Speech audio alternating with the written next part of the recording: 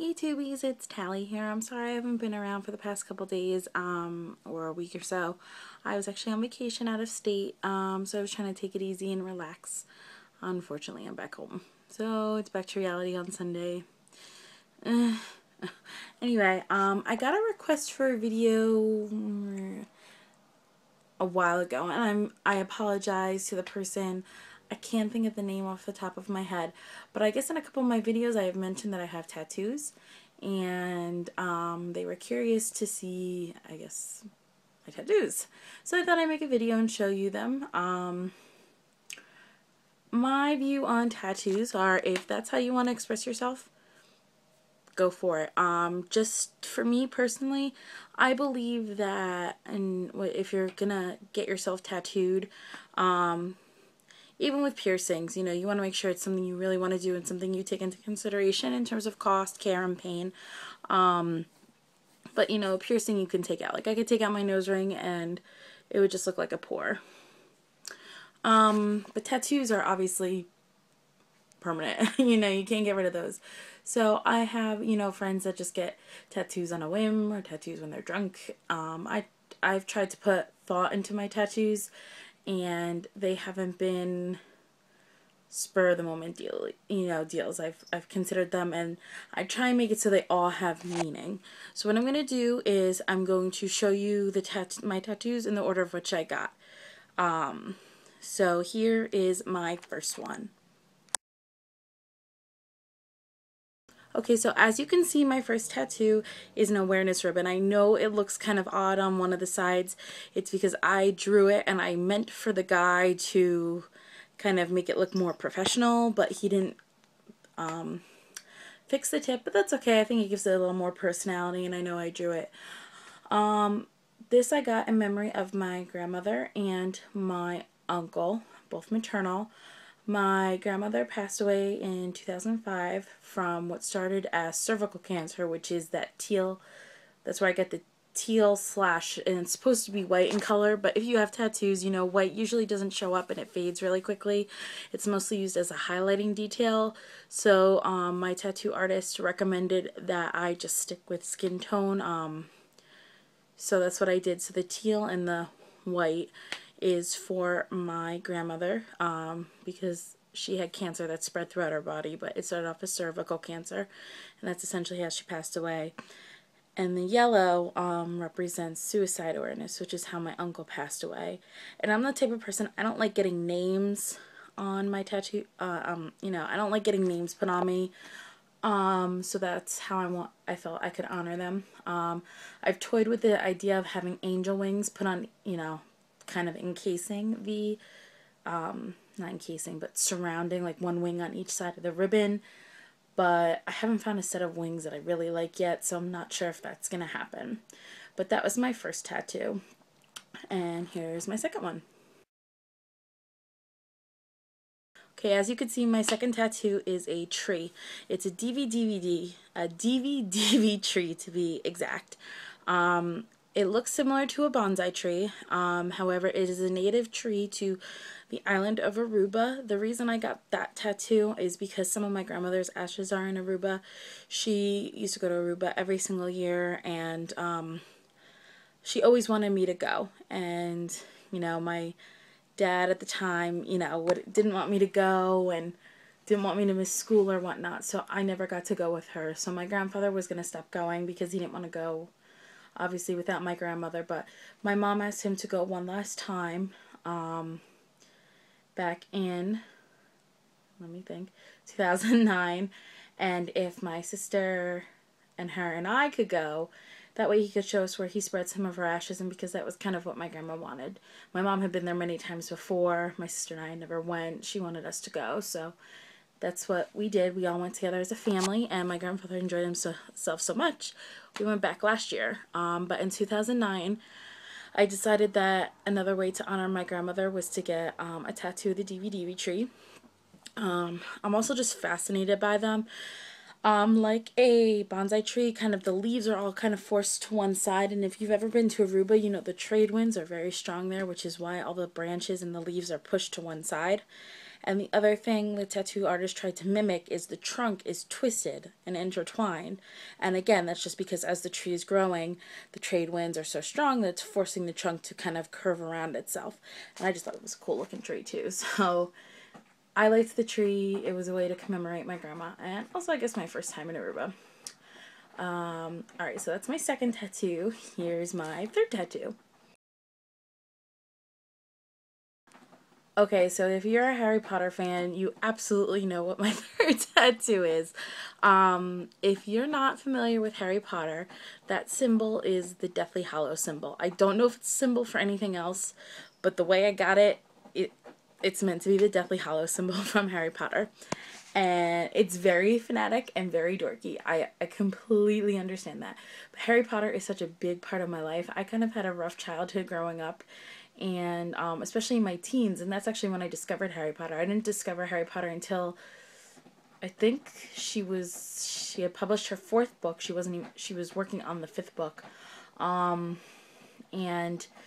it was kind of my way to escape, my troubled, teenage years, kind of escape into this whole magical different realm. So I kind of grew up in Harry Potter, helped me through a rough time. And I know that sounds dorky, but if you're a fan of anything that like that deeply, then you understand, or you grew up with something. I also thought it would be cool because I wanted to get a Harry Potter tattoo without getting like Harry Potter, again, I don't like names written on me. And actually, it's kind of worked because people that do know what the symbol means are super big fans. So they think, oh, cool, you have a Harry Potter tattoo. And the people who have no idea what it means either kind of, like somebody asked me if it was some Egyptian symbol, and I'm like, sure, go ahead with that. And, or they just think it's just some weird symbol. Now, it is supposed to look the way it is. I actually, if you read the seventh Harry Potter book, I don't know what chapter it is, but on the page where they're talking, I believe, about the Deathly Hallows symbol, there's a picture of the Deathly Hallows symbol drawn on a piece of parchment. That's where he got the symbol from. I showed him a picture of it and he copied it. So the circle isn't supposed to be even, the line is supposed to be crooked. I wanted it to look more rustic. I didn't want it to look perfect. So that was,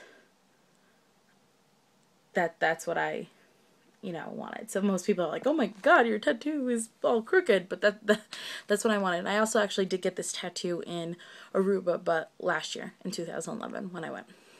And now for my last tattoo. Okay, to kind of explain about this last tattoo, I got this tattoo as a symbol of my sister and I. My sister and I are 8.5 years apart. I'm the older one, she's the younger one. My parents split when she was a baby, like one, maybe even younger, like right after she was born. So, and she's kind of had to bounce around, because my parents have joint custody, so she's always going from one house to another, to the other, and back and forth. And I've kind of been like the one constant in her life, like always there. Not that my parents haven't been there, but we kind of have this special bond because one, we're the parents of divorced, we're the children of divorced parents, excuse me. And any child that's been, that has parents that have divorced can kind of understand that. It's really hard to explain if your parents are still together, but another reason is because I am 8.5 years older than her, and my parents split pretty much a year after they were born, a year after she was born. I'm sorry, I'm so out of it. I'm still on vacation mode. I kind of became a surrogate mother to my sister. I helped raise her. Both my parents were working, and even though I was in school, sometimes my parents were at work for hours, and it was my job to, take care of her, feed her, bathe her, change her, whatever needed to be done. So I kind of helped raise my sister. And we did go through a rough patch when she was in middle school where we didn't get along and we fought a lot. But she's in high school now. She just turned 16. And we're super close. I mean, that's not to say that we don't have our arguments and we don't get along. You know, we have our fights. It happens, as any sibling relationship does. But the truth is we're extremely, extremely close. So I wanted to get a tattoo to represent the two of us. And we kind of decided this together. She's not old enough to get a tattoo yet, but she decided that when she's old enough, she's going to get this tattoo as well. Now, she is a singer. She's an amazing singer. She's in the tryout choir. We call it chamber choir in our high school. She was in show choir middle school, which is also the tryout choir. And her choir has opened up for the Radio City Music Hall Christmas Spectacular, and that's like, you know, it's a big deal. It's in New York City. It's in Radio City Music Hall, which is a big deal, and you know, so she's a great singer. So that's where the G clef comes in, and then intertwined in the G clef is supposed to be, it's not a feather, it's a quill pen, and that was supposed to represent me because I'm a writer. And I don't necessarily think I'm the best writer, but I do think I am a talented writer.